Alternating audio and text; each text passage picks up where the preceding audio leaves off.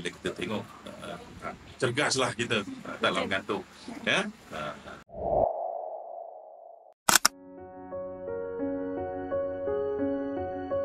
Bismillahirrahmanirrahim. Assalamualaikum warahmatullahi wabarakatuh. Saya Nasri bin Jaafar. Saya merupakan penasihat solat junub lah. Sebelum ni saya merupakan nazir masjid.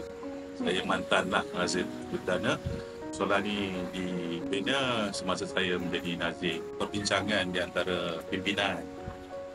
Memang dekorasi ni memang kita nak buat masa dibina solat ni. Kerana ruangan yang limited, jadi kita forward tu ke hadapan.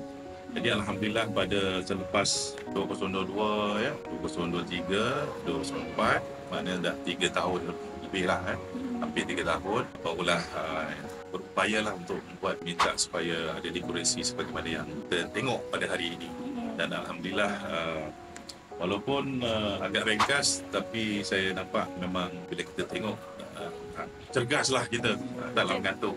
Of course kita nak supaya jemaah bila datang dia tengok wow, walaupun kecil kan, wow, surau ni bagus dari segi dekoratif, dari segi pemandangan. Jadi saya melihat bila pemasangan tu dipasang pada bulan Ramadan, saya rasa very good lah komunikasi tu, tak ada masalah. So far memang komunikasi antara pihak kami dengan pihak kontraktor very good lah. Semasa mereka buat ni, kita ada wakil untuk melihat kod-kod kalau mana yang agak yang kurang sempurna, mungkin kita tahulah ni kena betulkan balik ni, jadi diorang akan betulkan dengan hati yang terbuka.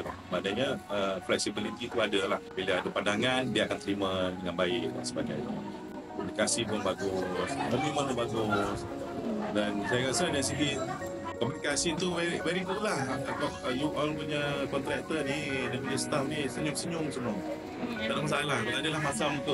Puasa kok masa tu kan. Walaupun puasa penat kan, kita sama-sama.